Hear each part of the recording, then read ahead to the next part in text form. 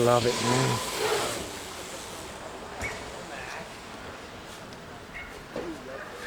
That's why we're not carpeting that run. I'm hoping to do that a few more weekends. Take this one right to the next lift part. We didn't set out to build Posh into what it is. It kind of just happened. And as the trails grew, my love grew for the trails, and you just get to a point in your life where you give up everything for it. And if you haven't lost the feeling for it, which I never have, you just stay dedicated, because if you're not dedicated, the trails aren't going to be here. It's not concrete. Every rain, you got to work on them. You got to untarp them almost every session. You know, you got to really want it, because you know it's worth it in the end. You go through so many years, at the end of the year, where you're like, man, every second of my time, where I dug for 3 Saturdays in a row, didn't see a soul, wondering if people were even going to come and ride. And then you go through the year and you have all those sessions. That's what makes it worth it.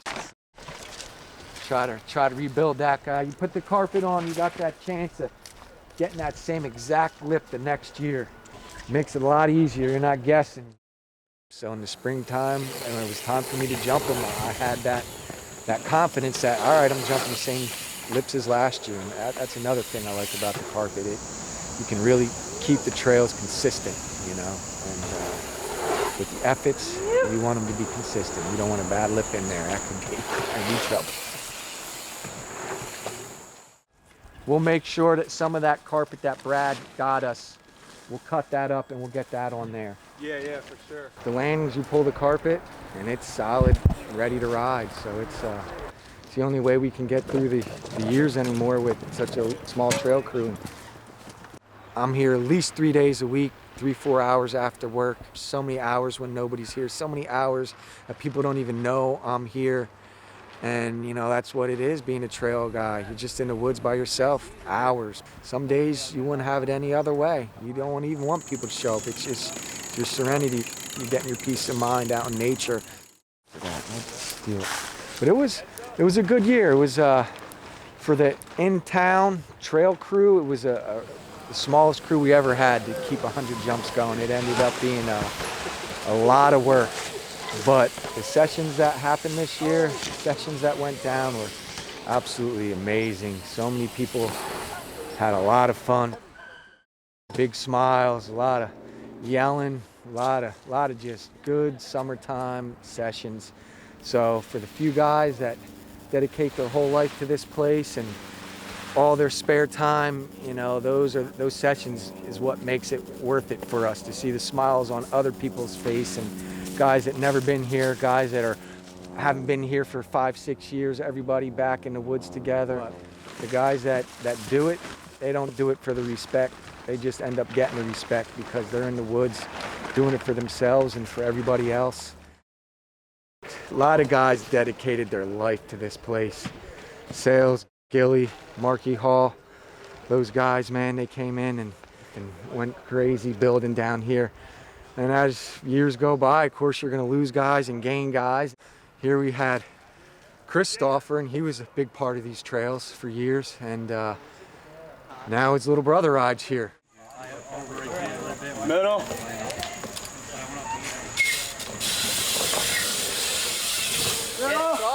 And back in the day, his brother wasn't even old enough to ride a bike when Chris was down here building. So you see the generations come and go, and you know, to have Big Staff and Little Staff back in the woods this year, riding the jumps together, that was like things coming full circle. It was so cool to see. Now we got 4 grown men, full-time jobs, all of us, you know, really busy. Somehow we're still able to keep it going. You know, we're all in this for fun. So somebody leaves a trail crew, it's not like you got to not be friends with them anymore. You know, that's just a part of life, man. It's just a matter of keeping the jumps going and happy with the amount of guys that you have and not complain about it. Do it yourself. You got 3 guys, you want 6, well, do the work of 2 people. You know, now with the sticks line up there, the pump track, we're bringing in younger guys, and some of the older guys are coming back, and we're just trying to build the scene back up and get everybody back in the woods having fun. To see the trail crew changed over the years, but the jumps still remain. It's a good feeling that people are still into it. We're sessioning today, motos, the 250s. Been here 15 years, still feels the same. You're not gonna make that better. It just feels so rad.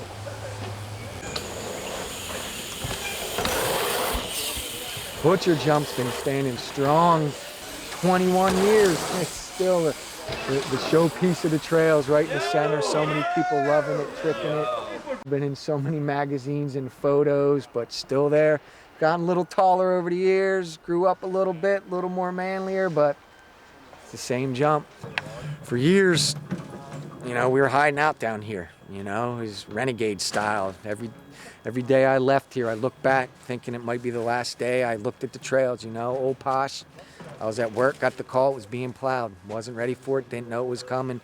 So that's always in your mind, so I always look back. Well, we got found out.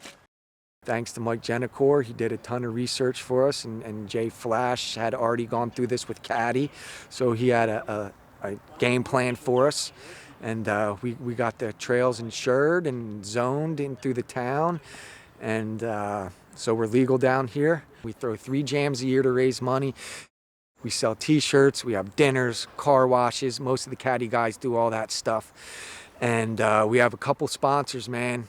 S&M and Fit have been sponsoring these trails even before we were legitimate. They were helping us out. They've given us thousands. I can't stress to the BMX community, support companies that support the style of your riding, because it does matter, especially with trails.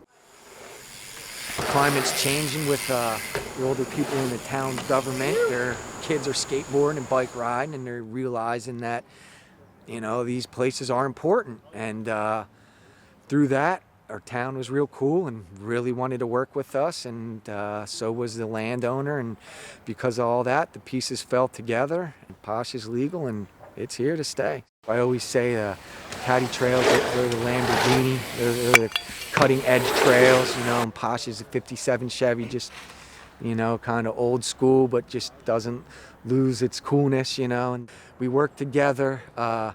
It's one nonprofit organization, it's one bank account. Any money we make or they make goes to the benefit of both sets of trails, and we wouldn't have it any other way, because we're all friends and we're not in competition. I love Caddy as much as I love Posh. Posh is my home, but man, I love riding their jumps. There's some days I'd rather ride there. It's just good to have those guys because they're dedicated like we are, and this year we needed them.